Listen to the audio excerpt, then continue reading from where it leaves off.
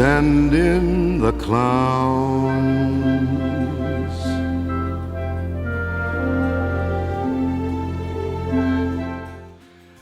Oi gente, tudo bem? Eu resolvi fazer um vídeo de última hora porque eu estava conversando com uma aluna minha agora há pouco e a gente estava falando sobre o Joker, né? O Coringa, que é um filme que está dando tanta polêmica ultimamente nos cinemas e eu estava fazendo um comparativo. Eu falei para ela assim, nossa, você precisa assistir, porque finalmente eu vi uma direção onde o diretor, sendo redundante, o diretor ele captou que o vilão na verdade não é um vilão. O vilão é uma pessoa como eu, como você, que tomou decisões erradas. Ou, no caso do Coringa, né, não quero dar spoilers, que não era nem responsável pelas decisões que ele tomou direito, porque ele tinha, vou dar spoiler em 3, 2, 1, porque ele tinha problemas mentais. Então, isso é uma coisa muito parecida com o Fantasma da Ópera. Para quem não sabe, eu fiz o Fantasma da Ópera no Brasil na primeira montagem em 2005. É muito parecido com o Fantasma da Ópera. É um cara que toma decisões extremamente equivocadas, mas a gente não sabe medir o grau de loucura dele, assim.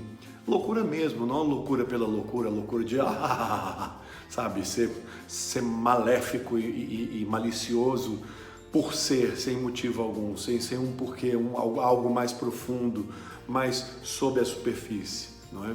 Então,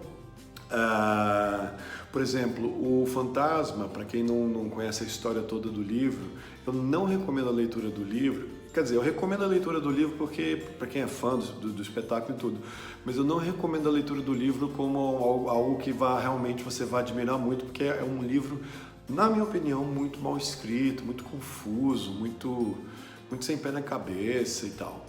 Então, e me corrijam se eu estiver errado, por favor, nos comentários aí no YouTube ou mesmo no IGTV. O fantasma, ele nasce deformado, tá? Ele nasce dessa forma, ele é posto para trabalhar em um circo, como uma atração de circo.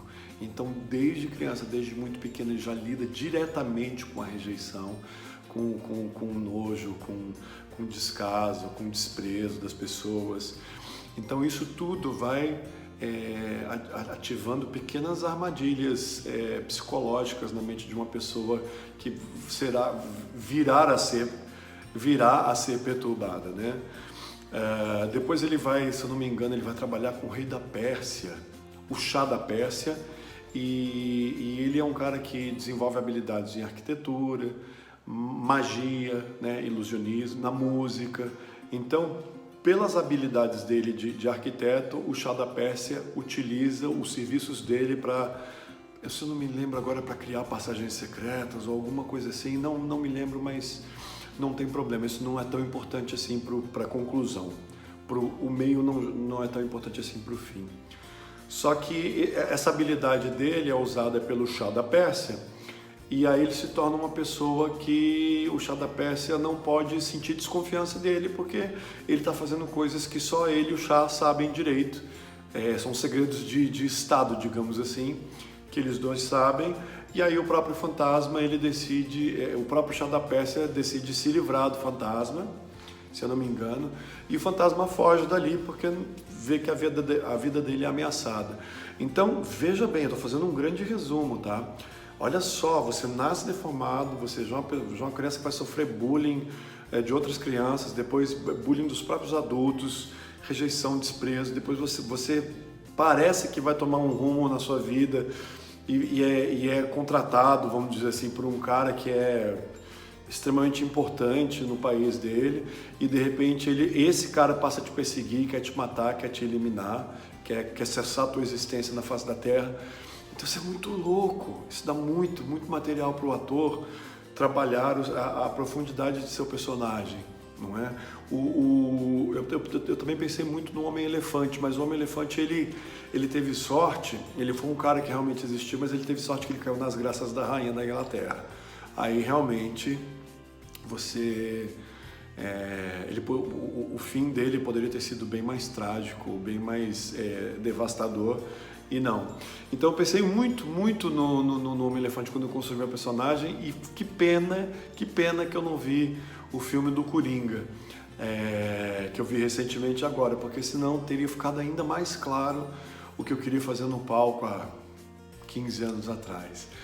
E eu vou dar spoiler em 3, 2, 1 de novo. Então, se você não quer ouvir o filme, ou se você já viu o filme, se você já viu o filme e quer saber minha opinião, pode continuar o vídeo. Se você não quiser saber minha opinião, pula 1 minuto e meio, mais ou menos, e aí segue assistindo o vídeo. Quando eu vi o filme, eu acho assim que essa psique do Coringa, do personagem que se torna a pessoa do Coringa, ele é um cara extremamente perturbado mentalmente, né? Ele tem aí uma condição mental muito especial. Ele tenta se encaixar na sociedade, ele vive numa época de muita violência nas ruas de Gotham City, que na verdade é como se fosse uma Nova York com outro nome. Numa época onde havia muita violência, muito pivete na rua, muito assalto, roubo, não era muito seguro andar nas ruas de Gotham City, ou seja, Nova York, fazendo paralelo. E aí ele se depara numa situação em que ele busca ajuda de uma psicóloga que o Estado fornece, e essa psicóloga ela nega ajuda a ele de um determinado momento, não por culpa dela, mas porque o próprio projeto de assistência social a pessoas de baixa renda foi cortado pelo governo.